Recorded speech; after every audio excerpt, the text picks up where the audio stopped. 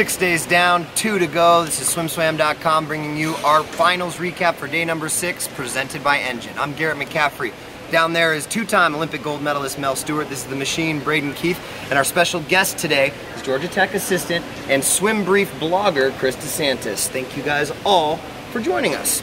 We're going to start with the 50 freestyle because that was the first race of the night. It was a semifinal, and Anthony Irvin continues to impress, huh, Chris? Yeah, lifetime best for Anthony Irvin. That's fantastic. Did make me think that there was a time when teenage Anthony Irvin went 21.7 in the 50 free. Sort of wish we had some teenagers that fast right now, but fantastic comeback for him to be faster than he's ever been before. Yeah. Braden, we had 4 guys under 22 seconds. Does that surprise you at all? It was a little surprising this early that we got 4 under. We only had 1 all of last year. What's really surprising to me is that the 100 was so different from this. I don't know if it's flip turn, it's just Americans don't know how to do flip turns or what, but this 50 was night and day from the 100. So it might be a little bit more of a race than we expected, Mel. Everybody kind of had Nathan Adrian pitted as the easy winner in both the sprint events, but he's got some definite company. Schneider tied him in the semifinal today, 21.81 for both of those guys to tie for the second position. I mean, this one, it's up in the air a little bit. Everybody says that, you know, it's sprinting, anything can happen in a 50 free, but you know what? The fastest guy wins. It's that simple. I think Schneider's going to get in there. I think he's going to slip in. I'd like to see it as a sentimental situation, Cullen Jones and Anthony Irving, but that's what happens. Yeah. It'll be interesting to watch that one in tomorrow night's final. Moving on to one of the finals that took place tonight, it was the 200 breaststroke. Rebecca Soni, as we kind of expected, dominated the race. It really wasn't the domination that we see from Rebecca until the last 75, Chris. What do you think she does so well that allows her to come home like a freight train while everybody else is fading off like most people do in a 200? She has a different stroke from everybody else in the field, Garrett. She has some obvious, it's very strange to have such a dominant swimmer. She has obvious deficiencies, especially on the pullouts.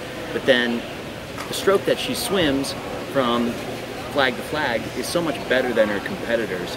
I had an opportunity last month to see some underwater footage that Russell Mark had accumulated. You know, most breaststrokers, they do have some dead space in their stroke where they end up getting those palms face back. Soni does this so much better than everyone else. She just gets those wrists flipped and gets them moving in, and that's why she has a different stroke than everybody she competes against. Pretty good technical insight. Second place finisher stamping her ticket to London, Micah Lawrence. And Braden, she went after Rebecca Soni, especially on those first 350s. She was going after Rebecca Soni. Yeah, Micah Lawrence now has some momentum behind her. The buzz around deck has been, you know, how fast can this girl go? People are saying that she may actually be able to challenge Soni in London, and that would be a long way from where she was at the beginning of the season. She said after prelims that's her mindset, so don't be surprised if that's still her mindset going into London. The next final was the men's 200 backstroke. It was Ryan Lochte's first swim of 3 tonight, and it was his win. He went 154.54. It was a little bit faster than you guys predicted this morning, but a little bit slower than what I predicted. I thought it was a pretty great race all the way through there. What do you think, Mel? I expected 55 low. They were 54 high. I think they turned in what they needed to turn in to make the Olympic team. It seems like they're cruising. That looked like easy speed.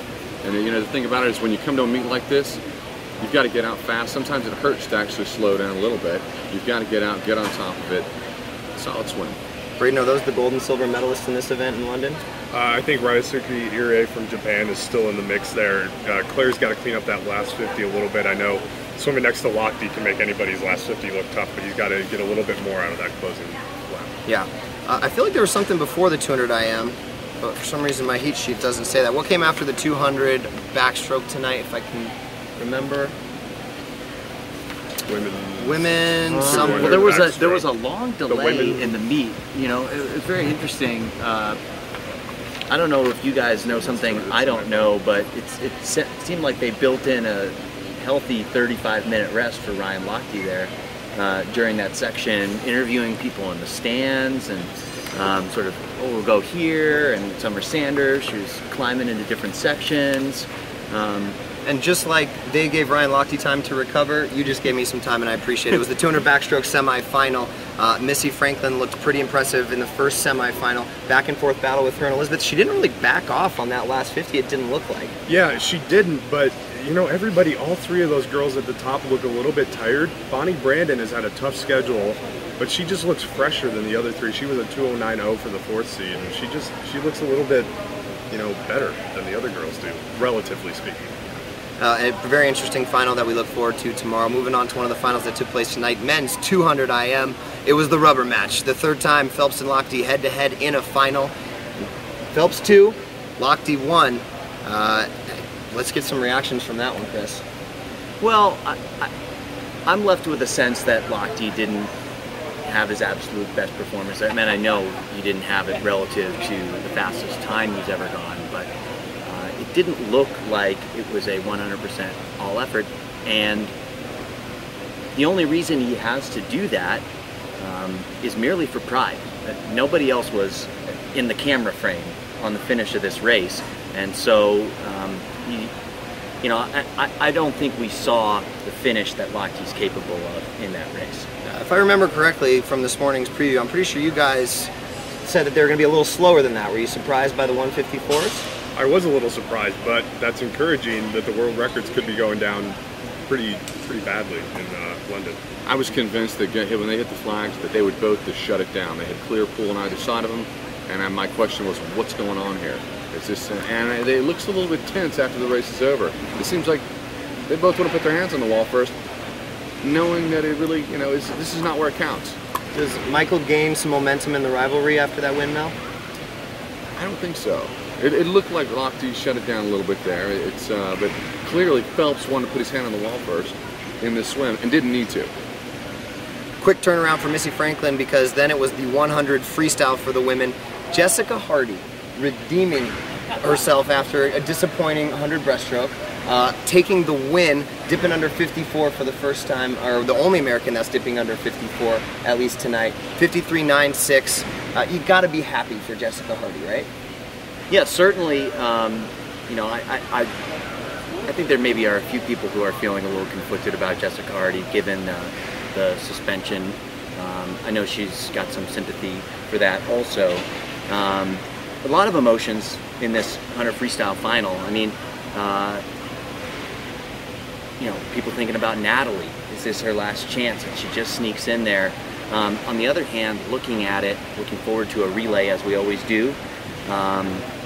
It's going to be pretty tough, especially with the Netherlands and Australia, if this is the best we have in the U.S. Missy Franklin pretty much even split the race, Braden, coming home in 27.63, out in 26.52. I mean, is that, do you think, a result of the double, or is that just something that she needs to really focus on going forward to London? She may not be tapered, is a big question that's been asked. Is she tapered for this? It seems so young, like she would be. You wouldn't take that gamble. I expected her to be a little bit better. I thought she'd crack 54 seconds just because she looked so good in that 100 back, so it seemed like the speed was here at this meet. I was kind of surprised by that. Qualifying for the relay and finishing third, Allison Schmidt. Finishing fourth, 17-year-old Leah Neal of Agua. Very, very cool story there with her making the team. Amanda Weir fifth, and Natalie Coughlin finishing sixth. A very emotional hug between Terry and Natalie. I saw it after she got done doing all of her press. It's got to be a little bit of relief. We called that. She did the Jason Lezak. She got sixth. Here's the question: Dana Vollmer gets seventh. She's on the Olympic team, multi-medalist. Do they make the prelim relay a completely fresh relay to qualify for night? Do they put Dana Vollmer on the relay even though she got seventh here at trials? Or could Natalie have a monster London, maybe a little more rest? You know, when you're a little older, sometimes you need a little bit more rest. And could she put together something monster in the prelims and then be part of that relay in the finals? It's kind of interesting because it'll just be on day one, and then her meet will be over. But it'll be great to have a veteran like Natalie on that young Olympic team. The last event of the evening was the semifinal in the men's 100 butterfly, and Phelps looked like he handled that double pretty well, huh, Braden? Yeah, he did, and Lochte looked like he handled the triple pretty well. Wasn't a fantastic time, not a time that's going to get him in that relay, but he made it through, and that's all he needed to do tonight. Yeah. Qualifying second was Tyler McGill, and I was kind of surprised that Tom Shields really mixing it up, getting under 52 for the first time. He closed really, really well in that 100 butterfly. Yeah, and that 52.1 for him in the morning was a big time best for Tom Shields, and he continues to progress forward. This 100 fly, I think, has to be one of the best men's events in the entire meet, and I'm loving the drama in it right now, Garrett, because you've got the greatest swimmers in the world. You've got some guys who are desperate. I mean, really, that this is it for them at this meet, and they're swimming at a high level. And then you got some young guys coming up. It's got a great mix of things going on. One of the best storylines for true swim fans has got to be Davis Tarwater, finishing 7th in the 200 free earlier, finishing 4th in the 200 fly, finished 3rd in the 200 fly in 2008. What does he got to do, Mel? What does he have to do tomorrow to kind of get out of his own way and just, you know, have the race that Davis has inside him? I think there's so much pressure on him. When we talked to him in Charlotte, he said, "I've never been more fearless of this meet," and he has reason to have a lot of fear about this meet. After the 200 fly performance, talking to his family, talking to Coach Marks, they said, "You know what? We think 100 flies his race." But if 100 flies this race, this means he's got to be 51.4, I think, to really be safe in there. Shields has got so much momentum right now. This guy seems like he's on a glory roll. He's happy, smiling. He's on the right team, Durden. I would be really worried about Shields if I were him. Yeah. Not a lot of people had him picked, you know, with his short course. That's right. He broke reputation. Through. I mean, this is a long course breakout for him, right? Yeah, you know, there's still 2 walls in a long course pool. It's true. And he's as good as anybody on those 2 walls, so it's true. He's using them. Great night here, Saturday night from Omaha. 14,300, I think, was the final number. The place was packed, the energy was high. It was just a great night for swimming. Hopefully it came across that way to you guys at home, because it was a great night to be here in Omaha, right on deck. That's going to do it for night number 6. Thank you so much for watching SwimSwam all weekend long. Special thanks to our sponsor, Engine. We got 2 more days to go. That'll do it for night number 6, though. Thanks for watching. SwimSwam!